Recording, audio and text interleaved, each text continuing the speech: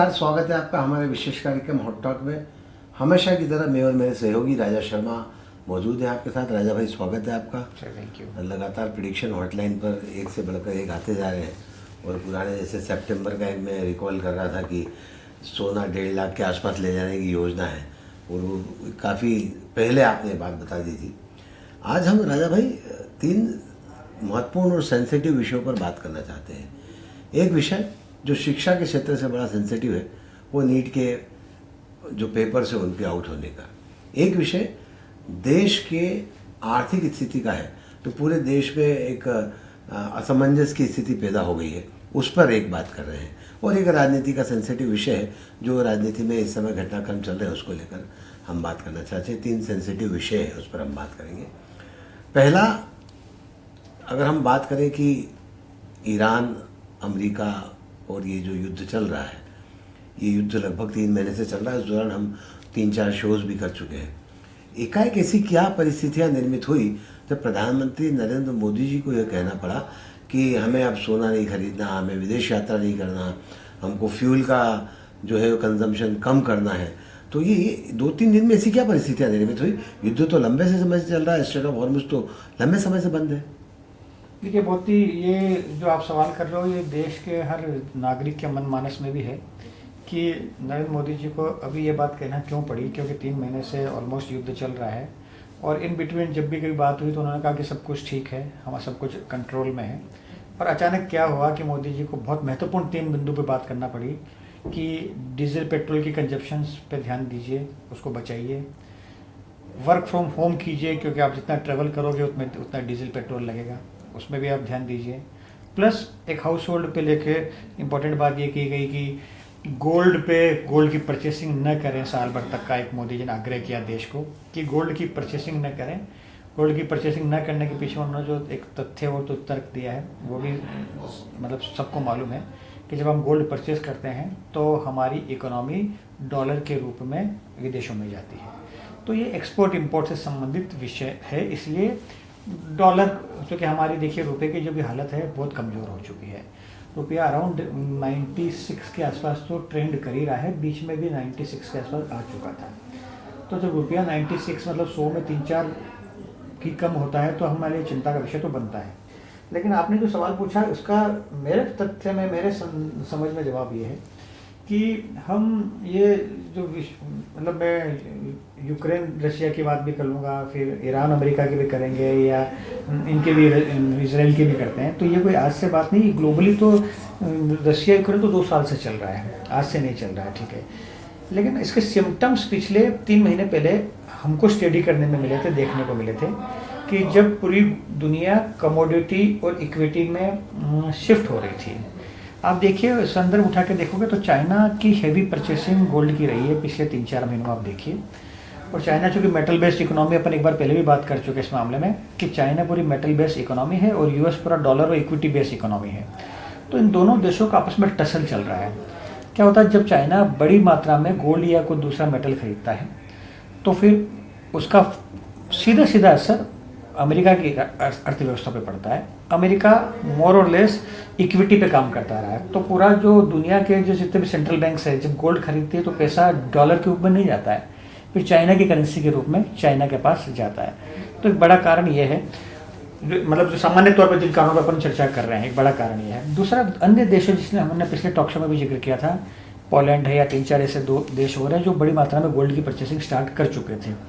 तो गोल्ड का हमारा भारत का आंकड़ा तो ये बताता 97% हमारी गोल्ड की इंपोर्ट है, हमको इंपोर्ट करना पड़ता है गोल्ड, ठीक है।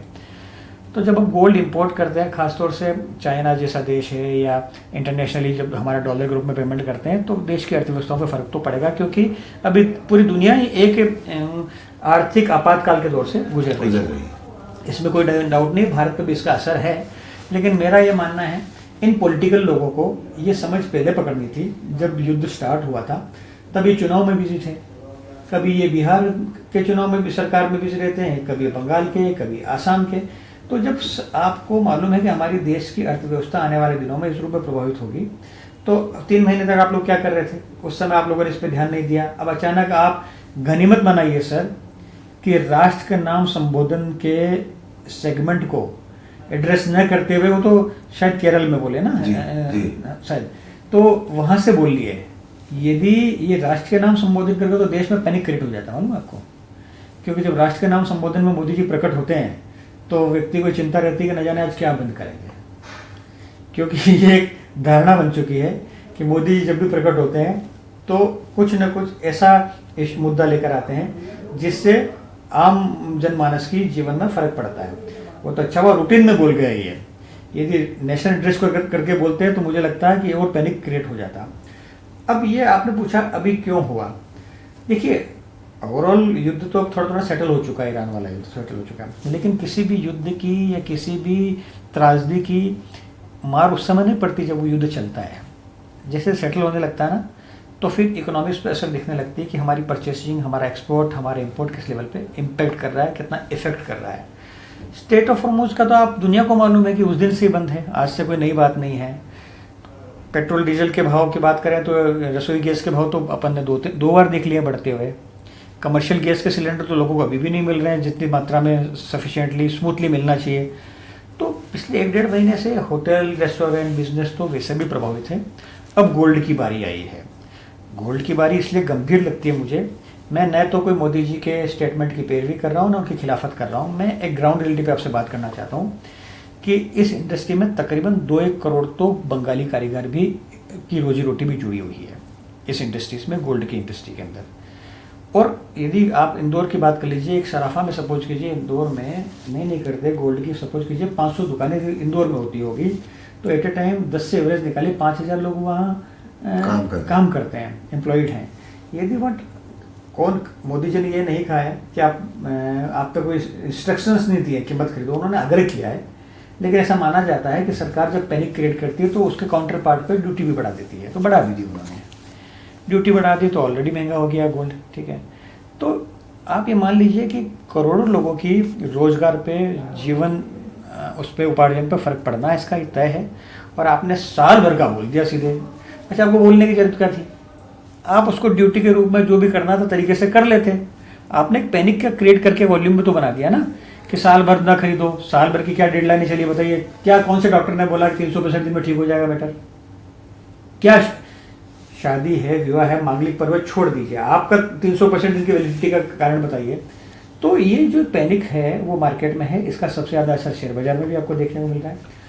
गोल्ड के जितने भी स्टॉक हैं -10 या -20% तक जा चुके हैं। और गोल्ड पे जैसी ड्यूटी बढ़ी तो सोना बाजार में बढ़ चुका है, मेरे हिसाब से 1.65 पे आ गया था कल।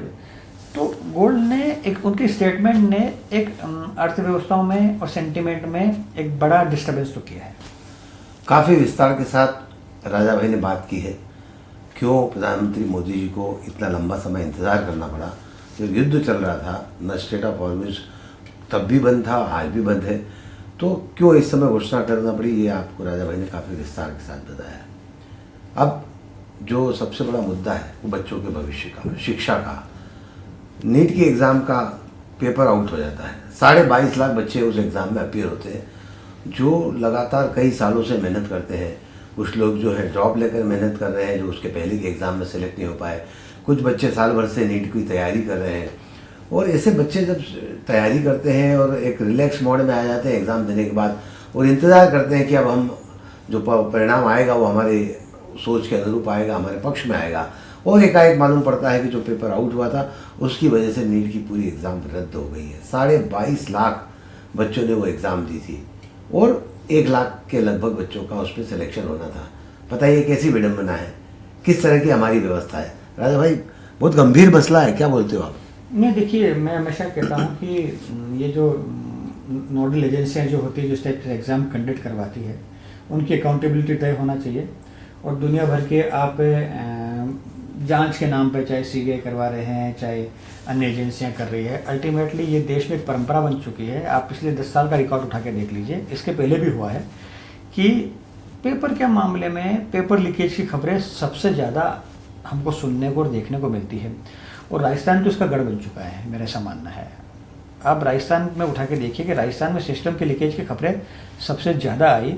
और इसमें भी आप देखिए, कल जो सीबीआई ने अरेस्ट की है उसमें भी 2 लोग राजस्थान से ही पिक किए उन्होंने। तो ये सिस्टम का फेलियर भी है, सरकार का फेलियर भी है, और जो एजेंसी करवाती है वो सरकार के अंडरटेकन में ही करवाती है। ऐसा नहीं है कि कोई वो चंद्रयान से बाहर से आई हुई एजेंसियाँ होती, सब कुछ सरकार के द्वारा गवर्निंग है।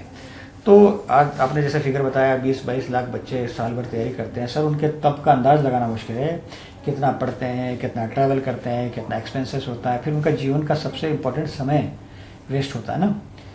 तो आपको ये सब देखना पड़ेगा कि सरकार, मुझे तो लगता है कि केंद्र के जो मंत्री हैं उन लोगों की अकाउंटेबिलिटी बनती है इस मामले में।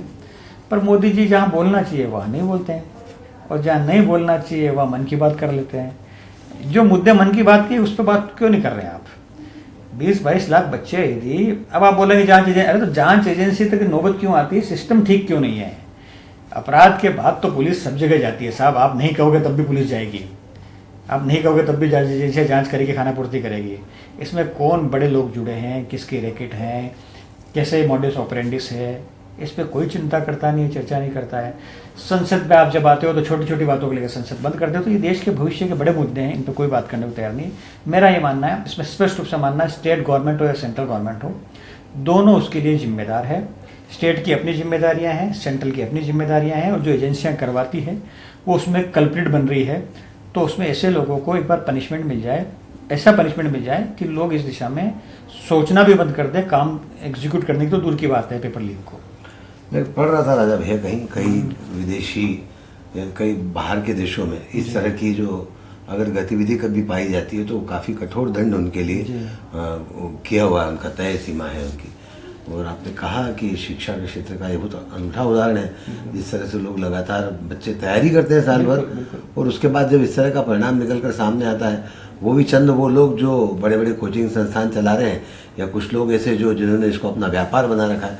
मैं पढ़ रहा था कि 220 करोड़ रुपए का रेवेन्यू तो नीट बोर्ड को बच्चों की फीस से प्राप्त हुआ है। लेकिन अगर जो अखबार में लिखा है, जो खबर छपी है, उसके हिसाब से कैलकुलेट करें तो उससे ज़्यादा बड़ा रेवेन्यू उन चीटिंग करने वाले लोगों ने, उन्होंने जिन्होंने पेपर आउट किया, उन्होंने कमाया है। तो ये बड़ा सोचने का विषय है कि इस तरह से जो किया गया और बच्चों के भविष्य के साथ खिलवाड़ किया गया, काफ़ी दर्दनाक भी है। नहीं, देखिए, आप ट्रांसपेरेंसी की बात करते हो, ई बिजनेस की बात करते हो, हर चीज़ ऑन रिकॉर्ड, ऑन और ट्रांसपेरेंसी, इसमें कहाँ ट्रांसपेरेंसी है? कौन लोग इसके लिए जिम्मेदार हैं? है तो जिम्मेदार तो अल्टीमेटली कोई ना कोई डिपार्टमेंट ही होगा ना, कोई ना कोई एजेंसी होगी ना, कि पेपर छपता कहाँ है, बनता कहाँ है, लीक कहाँ से होता है। तो ये लीक कैसे हो जाता है? ये कोई गैस तो है नहीं कि कहीं से भी लीक हो गया, ये कोई पाइप लीकेज भी नहीं है, ये अल्टीमेटली हादसा नहीं है, ये सोची समझी रणनीति का क्राइम है। फिर रिपीट कर रहा हूँ, ये षड्यंत्र के साथ किया हुआ क्राइम है। इस क्राइम में जितने भी लोग इन्वॉल्व हैं उन तक जड़ों तक जाना चाहिए, और ऐसा संदेश जाना चाहिए कि ये राष्ट्रद्रोह की श्रेणी में है।